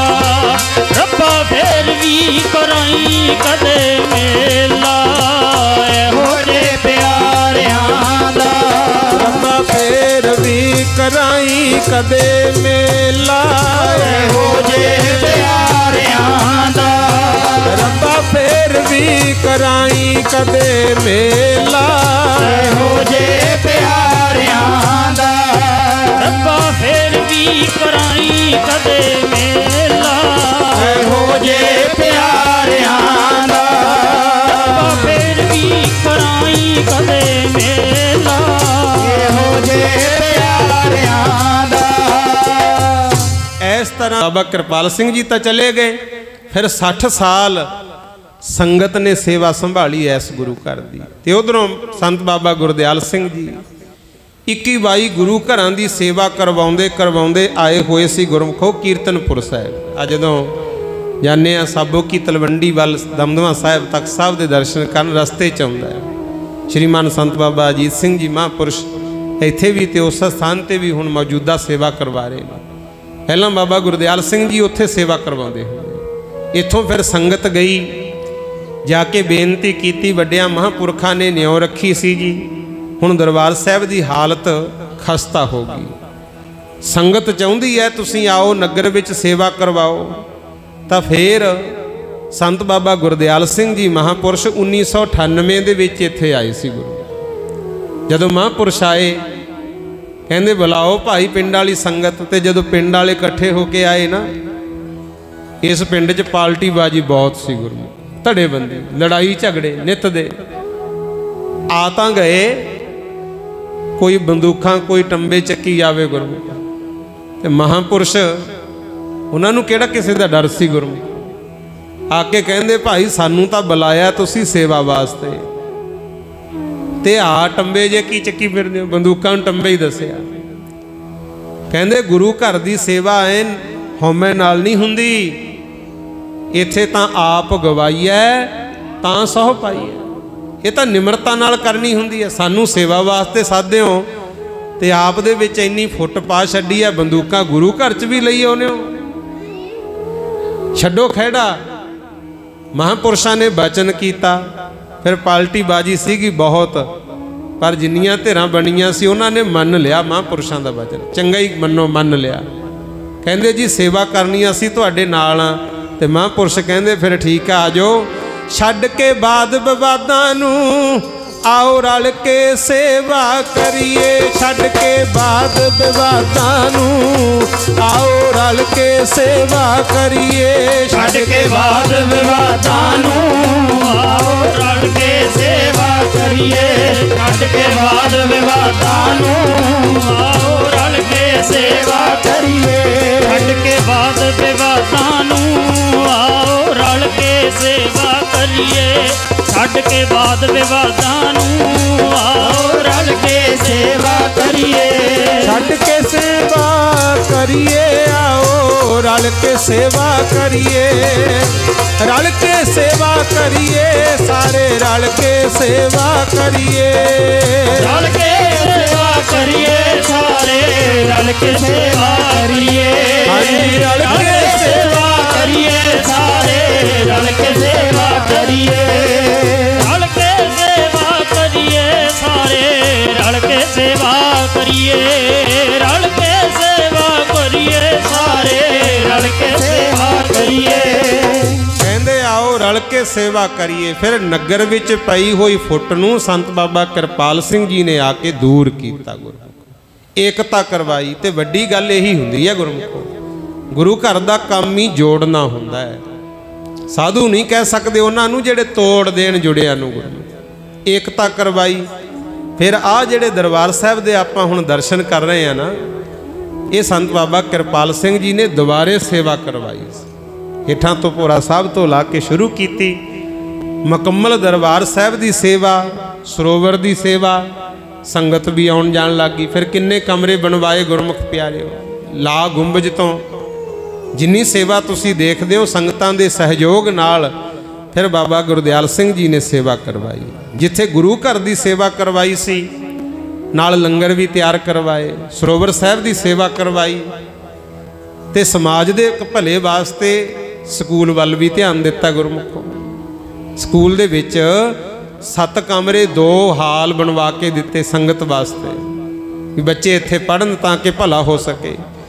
ਧੰਨ ਧੰਨ ਬੀਬੀ ਵੀਰੋ ਦਾ ਪਾਵਨ ਸਥਾਨ ਹੈ, ਉੱਥੇ ਵੀ ਮੂਹਰੇ ਲੱਗ ਕੇ ਦਰਬਾਰ ਸਾਹਿਬ ਦੀ ਸੇਵਾ ਕਰਵਾਈ। ਤੇ ਤਿਆਗੀ ਵਰਾਗੀ ਐਡੇ, ਜਿਹੜੀ ਪਿੱਛੇ ਪਿਛੋਕੜ ਤੋਂ ਜ਼ਮੀਨ ਆਉਂਦੀ ਸੀ ਨਾ, ਵੈਸੇ ਤਾਂ ਉਹ ਆਪਣੇ ਭਰਾਵਾਂ ਨੂੰ ਪਰਿਵਾਰ ਨੂੰ ਦਿੱਤੀ ਹੋਈ ਸੀ, ਪਰ ਕਹਿੰਦੇ ਵੀ ਇਹਦਾ ਠੇਕਾ ਮੈਨੂੰ ਜ਼ਰੂਰ ਦਿਆ ਕਰੋ। ਉਹ ਜ਼ਮੀਨ ਘਰੇਲੂ ਸੀ ਜਿਹੜੀ, ਉਹਦੀ ਸਾਰੀ ਮਾਇਆ ਲਿਆ ਕੇ ਉਹ ਵੀ ਗੁਰੂ ਘਰਾਂ ਤੇ ਲਾਉਣੀ। ਆਖੋ ਸਤਨਾਮ ਸ੍ਰੀ ਵਾਹਿਗੁਰੂ। ਤੇ ਨਾਲ ਨਾਲ ਇੱਕ ਵਾਰੀ ਦੇਖਿਆ ਅਵਾਰਾ ਗਊਆਂ ਫਿਰਦੀਆਂ ਸੀ ਗੁਰਮੁਖੋ। ਜਿਹਦੇ ਵੀ ਖੇਤ ਵਿੱਚ ਵੜਿਆ ਕਰਨ ਉਹ ਲੜ ਪਿਆ ਕਰਨ, ਕੋਈ ਡਾਂਗ ਮਾਰੇ, ਕੋਈ ਕਹੀ ਮਾਰੇ। ਬਹੁਤ ਬੁਰੀ ਹਾਲਤ ਗਊਆਂ ਦੀ। ਤੇ ਬਾਬਾ ਜੀ ਨੇ ਸੰਗਤ ਨਾਲ ਕਰਕੇ ਸਲਾਹ, ਤੁਹਾਨੂੰ ਨਗਰ ਵਾਲਿਆਂ ਨੂੰ ਤਾਂ ਪਤਾ ਹੀ ਹੈ, ਜਿਹੜੇ ਬਾਹਰੋਂ ਆਏ ਉਹਨਾਂ ਨੂੰ ਵੀ ਪਤਾ ਲੱਗ ਜੀ ਵੱਲੋਂ। ਫਿਰ ਗੁਰੂ ਮਹਾਰਾਜ ਦੀ ਕਿਰਪਾ ਨਾਲ ਗਊਸ਼ਾਲਾ ਦੀ ਸੇਵਾ ਕਰਵਾਈ, ਤਾਂ ਕਿ ਜਿਹੜੀਆਂ ਅਵਾਰਾ ਗਊਆਂ ਨੇ ਉਹਨਾਂ ਦੀ ਹਾਲਤ ਵੀ ਸੁਧਾਰੀ ਜਾ ਸਕੇ, ਕੁੱਟਮਾਰ ਤੋਂ ਬਚ ਸਕਣ ਗੁਰਮੁਖ। ਭਾਈ ਗਗਨਦੀਪ ਸਿੰਘ ਲੁਧਿਆਣੇ ਵਾਲੇ, ਉਹਨਾਂ ਨੇ ਨਾ ਇੱਕ ਵਾਰੀ ਗੱਡੀ ਭੇਜਤੀ, ਕਹਿੰਦੇ ਮਹਾਂਪੁਰਸ਼ੋ ਗੱਡੀ ਤੁਹਾਨੂੰ ਸੇਵਾ ਵਾਸਤੇ ਨਵੀਂ ਲੈ ਕੇ ਦਿੱਤੀ ਹੈ। ਤੇ ਬਾਬਾ ਜੀ ਕਹਿੰਦੇ ਭਾਈ ਇਹ ਮੋਹ ਜਾਲ 'ਚ ਸਾਨੂੰ ਕਾਹਨੂੰ ਫਸਾਉਂਦੇ ਹੋ? ਗੱਡੀ ਤਾਂ ਤੁਸੀਂ ਦੇਤੀ, ਹੁਣ ਫਿਰ ਸਾਨੂੰ ਤੇਲ ਦਾ ਫਿਕਰ ਰਿਹਾ ਕਰੂਗਾ। ਇਹ ਮੋਹ ਮਾਇਆ ਨੂੰ ਛੱਡੋ, ਅਸੀਂ ਤਾਂ ਗੁਰੂ ਘਰ ਦੀ ਸੇਵਾ ਹੀ ਕਰਨੀ ਆ। ਆਖੋ ਸਤਨਾਮ ਸ੍ਰੀ ਵਾਹਿਗੁਰੂ। ਇਸ ਤਰ੍ਹਾਂ ਫਿਰ ਬਾਕੀ ਦਾ ਸਾਰਾ ਜੀਵਨ ਗੁਰਮੁਖ ਪਿਆਰਿਓ ਇੱਥੇ ਡਿੱਖ ਪਿੰਡ ਵਿੱਚ ਰਹਿ ਕੇ ਬਤੀਤ ਕੀਤਾ। ਸੇਵਾਵਾਂ ਸਮਾਜਿਕ ਤੌਰ ਤੇ, ਧਾਰਮਿਕ ਤੌਰ ਤੇ ਕਰਵਾਈਆਂ। ਕਿੰਨੇ ਵੀਰਾਂ ਨੂੰ ਗੁਰਮੁਖ ਪਿਆਰਿਓ ਗ੍ਰੰਥੀ ਸਿੰਘ ਬਣਾਇਆ।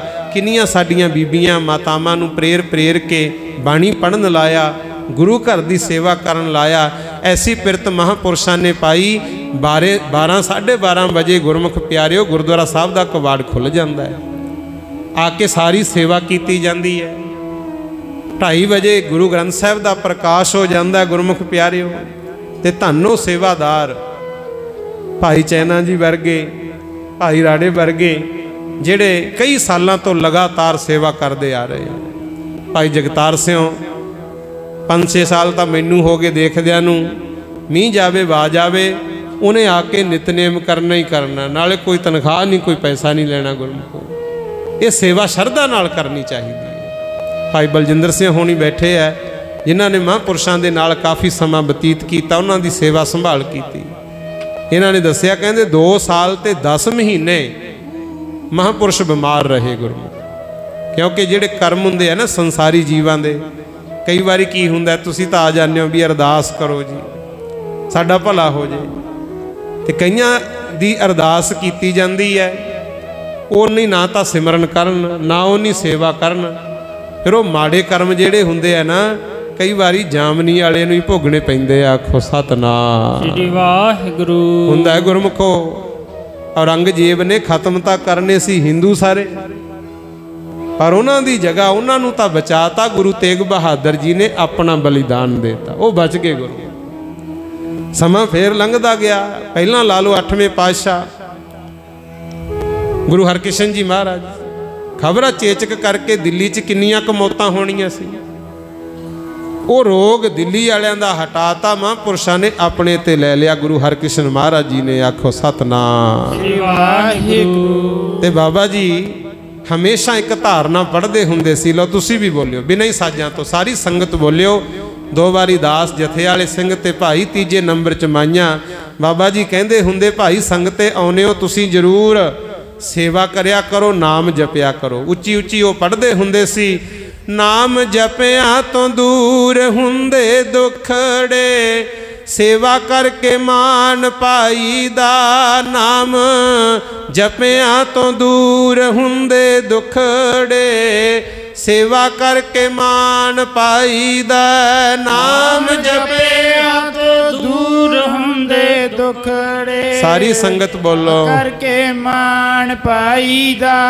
ਨਾਮ ਜਪਿਆ ਤੋਂ ਦੂਰ ਹੁੰਦੇ ਦੁਖੜੇ, ਸੇਵਾ ਕਰਕੇ ਮਾਨ। ਬੀਬੀਆਂ ਬੋਲੋ ਸਾਰੀਆਂ, ਨਾਮ ਜਪਿਆ ਤੋਂ।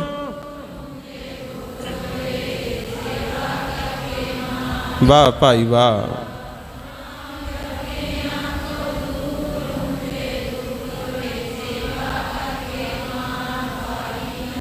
ਨਾਮ ਜਪਿਆ ਤੋਂ ਦੂਰ ਹੁੰਦੇ ਦੁਖੜੇ, ਸੇਵਾ ਕਰਕੇ ਮਾਨ ਪਾਈਦਾ।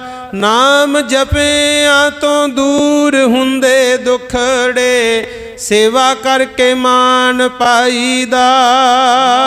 ਜਪਿਆ ਤੋਂ ਦੂਰ ਹੁੰਦੇ ਦੁਖੜੇ, ਸੇਵਾ ਕਰਕੇ ਮਾਨ ਪਾਈਦਾ। ਜਪਿਆ ਤੋਂ ਦੂਰ ਹੁੰਦੇ ਦੁਖੜੇ, ਸੇਵਾ ਕਰਕੇ। ਸਾਰੀਆਂ ਭੈਣਾਂ ਬੋਲੋ, ਨਾਮ ਜਪਿਆ ਤੋਂ।